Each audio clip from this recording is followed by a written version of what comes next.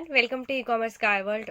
आज जो है मैं आपको कुछ ऐसे पॉइंट्स बताने वाली हूँ जो कि नॉर्मली न्यू सेलर या फिर एग्जिस्टिंग सेलर जो है काफ़ी बार गलती करते हैं एंड इसके कारण जो है उनका जो सेलर अकाउंट है उसकी विजिबिलिटी डाउन हो जाती है या फिर वो जो है ब्लॉक भी होता है टेम्पररी या फिर परमानेंटली जो है वो ब्लॉक हो जाता है।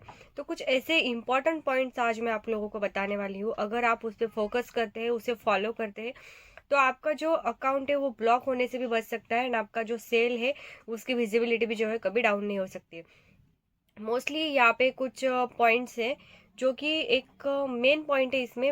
मीशो की तरफ से जो है आपको काफ़ी सारे जो है नोटिफिकेशंस आते हैं या नंबर ऑफ नोटिफिकेशंस आते हैं। जस्ट लाइक प्राइस रिकमेंडेशन आता है उनकी तरफ से, कभी एडवर्टाइजिंग के लिए आपको बोलते हैं या फिर कुछ जो रिटर्न वगैरह आप कस्टमर के एंड से आते हैं, आपको अगर कुरियर वाले वो लेके आते हैं, आप उसे जो है एक्सेप्ट नहीं करते हो या फिर रिफ्यूज़ करते हो, वो भी जो है उनकी तरफ से मेल आते हैं। तो यही कुछ पॉइंट्स है जिस पे आपको जो है फोकस करना है। अगर आप उसे इजीली लेते हो, अगर आप उसके ऊपर ध्यान नहीं देते हो, इग्नोर कर रहे हो, तो ये बहुत ही बड़ी आपकी जो है बिगेस्ट मिस्टेक है। इससे जो आपका अकाउंट ब्लॉक होने का चांसेस काफ़ी ज़्यादा बढ़ जाता है। बेसिक कुछ पॉइंट्स है जो कि जिससे आपका जो अकाउंट है वो ब्लॉक हो सकता है, वो मैं आपको पहले बता देती हूँ। इसमें आता है आपका एसएलए ब्रीच। अगर आपका जो प्रोडक्ट है आप टाइम पे शिप नहीं करते हो, तो आपका जो काफ़ी दिनों तक अगर ऑर्डर वैसे ही पड़े हैं वहाँ पे आपके रेडी टू शिप के पैनल में, अगर आपने वो शिप नहीं किए हैं, तो आपका जो अकाउंट है ब्लॉक होने के चांसेस होते हैं, टेम्पररी या फिर या परमानेंटली। आपका जो कस्टमर रेटिंग है वो अगर डाउन चला जाता है तो भी आपका अकाउंट जो है, कुछ बिग पॉइंट्स है जो कि मैं वीडियो में आगे डिस्कस करूंगी। पहले मैं नॉर्मल पॉइंट्स आपको बता देती हूँ ताकि न्यू सेलर के लिए हेल्प हो सके।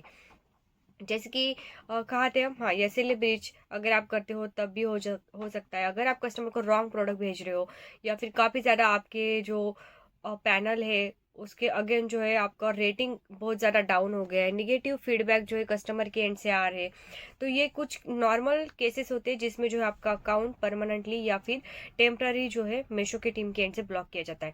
बट कुछ ऐसे पॉइंट भी है जो कि हिडन हिडन पॉइंट्स हम उसे बोल सकते हैं जिसके ऊपर किसी का ध्यान नहीं जाता है। और नॉर्मली हम बोलते हैं कि मीशो ने हमें कुछ नहीं बताया एंड हमारा जो अकाउंट है ब्लॉक कर दिया। पता नहीं, सब कुछ ठीक था फिर भी जो है मीशो ने कुछ नहीं बताया एंड हमारा अकाउंट ब्लॉक कर दिया। इसके पीछे एक मोस्ट इंपॉर्टेंट रीजन है नोटिफिकेशंस। जो मीशो के एंड से बार बार नोटिफिकेशंस आते हैं, अगर आप उसे इग्नोर करते हो तो वो भी जो है आपके लिए काफी ज्यादा खतरनाक या फिर डेंजरस हो सकता है।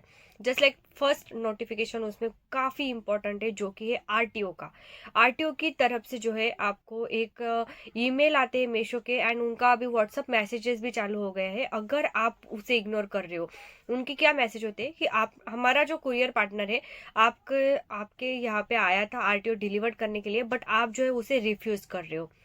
इवन आप सभी आरटीओ जो है एक्सेप्ट करते हो, कस्टमर रिटर्न भी एक्सेप्ट करते हो, बट फिर भी अगर आपको कहीं ना कहीं पे ये ईमेल्स आ रहे हैं मीशो की तरफ से, तो आपको जो है उसे रिवर्ट बैक करना है कि नहीं, हम ऐसा कुछ भी नहीं कर रहे, हम जो है प्रॉपरली आरटीओ एक्सेप्ट करते हैं। या फिर कहीं किसी दिन आप शॉप में नहीं होते अवेलेबल और आपका कुरियर पार्टनर आके चला जाता है, अगर उसने आपके अगेन जो है कंप्लेंट डाल दिया मीशो में कि ये जो है हम डिलीवर नहीं कर पाए, तो भी जो है आपको मीशो के एंड से मेल आता है कि आप जो आरटीओ एक्सेप्ट नहीं कर रहे हो।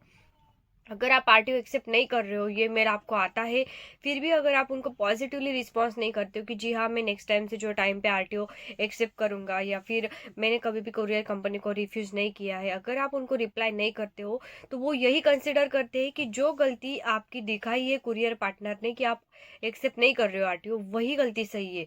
एंड इसके कारण जो है मोस्ट ऑफ द सेलर के अकाउंट्स जो है ब्लॉक में चले जाते हैं एंड उनको पता भी नहीं होता है कि उनकी गलती क्या थी अकाउंट ब्लॉक होने की।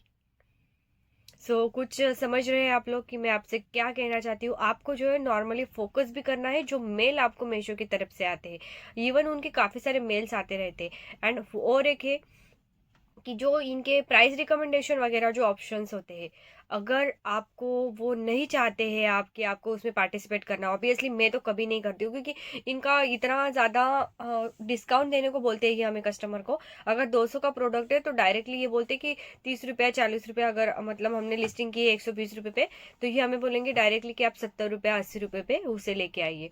तो इतने कम प्राइस में तो हम सेल नहीं कर सकते, प्राइस रिकमेंडेशन एक्सेप्ट नहीं कर सकते। बट हमें इन्हें दिखाना है कि जी हाँ, आप जो भी हमें प्राइस रिकमेंडेशन भेज रहे हैं उसकी हम रिस्पेक्ट करते हैं, एंड थोड़ा बहुत जो है आपको उसे कुछ 1-2 रुपया प्राइस से जो एक्सेप्ट करना है। ये पॉइंट नोट कर लीजिए एंड आपके दिमाग में जो है आप लोग फीड कर लीजिए कि 1-2 रुपए से जो मैं आपको एक्सेप्ट करने को बोल रही हूँ, इससे जो आपका ऑर्डर इंक्रीज नहीं होने वाला है, बट ये हमें इसलिए करना है ताकि मीशो को लगे कि उनके जो भी नोटिफिकेशन हमें आ रहे हैं हम जो है उसे एक्सेप्ट कर रहे हैं, या फिर हम जो है एक्टिव है हमारे पैनल पे, जो सप्लायर पैनल है उस पर। ठीक है, अगर आप ऐसा नहीं करते हो, बार बार रिफ्यूज कर रहे हो, सभी आपके पैनल पे जो है काफी सारा डाटा पड़ा है प्राइस रिकमेंडेशन का, नोटिफिकेशंस का, ईमेल का, तो ये कहीं ना कहीं पे जो है आपका अकाउंट ब्लॉक होने के सिस्टम में जो है रजिस्टर होते जाता है, आप ऐसा मान के चल सकते हैं। जैसे कि मीशो एक 0 कमीशन पे वर्क करती है, तो वो कहीं ना कहीं पे ट्राई करती है कि आपको आपकी तरफ से जो है उनको यही से प्रॉफिट मिले, वहां से प्रॉफिट मिले। तो ये चीजें जो है आपको मोस्टली ध्यान रखनी है कि उनको जो है किसी तरह से जो है हमारी तरफ से भी कोई निगेटिव इम्पैक्ट नहीं जाना चाहिए। एंड कुछ और भी पॉइंट है, जैसे कि अकाउंट ब्लॉक होने के लिए जो है काफ़ी ज़्यादा इम्पोर्टेंस होते हैं, एंड आपकी जो पैनल की विजिबिलिटी है वो भी डाउन करने में बहुत ज़्यादा उनका हाथ होता है। उसमें से एक है, आप जो है कुछ प्रोडक्ट के लिए जो एडवर्टाइजिंग करते हैं, यन नंबर ऑफ सेलर्स क्या करते हैं, अगर किसी कैटलॉग को हमें बहुत ज़्यादा ऑर्डर आ रहे तो उसी पे again and again again again उसी पे जो है ऐड रन करते हैं। तो इससे क्या होता है, आपका जो भी कैटलॉग पे ऑर्डर्स आने लगते हैं वो कैटलॉग जो टोटली डिपेंड हो जाता है एडवर्टाइजिंग पे। तो जब तक अगर आप उस पर एडवर्टाइजिंग रन ना करो, उस पर जो है ऑर्डर्स आपको नहीं मिलते। तो आप ऐसा मत कीजिए कि एक ही कैटलॉग पे अगर आप ऐड रन करें, तो ट्राई कीजिए डिफरेंट डिफरेंट कैटलॉग पे। अगर आपको ऐड रन करनी ही है तो आप जो डिफरेंट डिफरेंट कैटलॉग्स को भी यहाँ पे प्रेफर कीजिएगा। एंड मोस्टली आप अवॉइड कीजिए ऐड का सेक्शन। अगर आप ज़्यादा से ज़्यादा ऐड ही रन कर रहे हो तो भी जो है वहाँ पे आपका जो विजिबिलिटी है डाउन हो सकता है। अगर आप जब तक ऐड नहीं करते हो तब तक जो है विजिबिलिटी वो डाउन चला जाता है। सो यही थे कुछ पॉइंट जो कि मुझे आपको बताने थे, इससे जो है आपकी पैनल की विजिबिलिटी डाउन हो सकती है। सो इसीलिए ट्राई कीजिए कि टाइम पे जो है प्रोडक्ट आप शिप कीजिए। अगर आपको कोई हॉलीडे पे जाना है तो उससे पहले जो है आपको उनके सपोर्ट पे जो है मेल ड्रॉप करना है। एंड जितने भी प्रोडक्ट आउट ऑफ स्टॉक होते हैं या फिर जो प्रोडक्ट आपके पास नहीं है, टाइम टू टाइम उसे आप आउट ऑफ स्टॉक कीजिए, ताकि अगर आपको उसके ज़्यादा से ज़्यादा ऑर्डर आते हैं तो आप उसे शिप नहीं कर पाओगे, तो आपको जो है कुछ निगेटिव इम्पैक्ट नहीं पड़ना चाहिए। एंड जो भी ईमेल आते हैं मीशो के थ्रू, ट्राई कीजिए कि उससे थोड़ा बहुत आप रिवर्ट बैक भी करें। ठीक है, तो ये थे कुछ पॉइंट जो कि काफ़ी ज़्यादा इंपॉर्टेंट थे आप लोगों के लिए। इससे जो आपके पैनल की विजिबिलिटी डाउन हो सकती है, तो ये पॉइंट पे आप फोकस कीजिए एंड आपकी जो विजिबिलिटी है पैनल की वो डाउन होने से आप ज़रूर बचा सकते हैं। Thank you.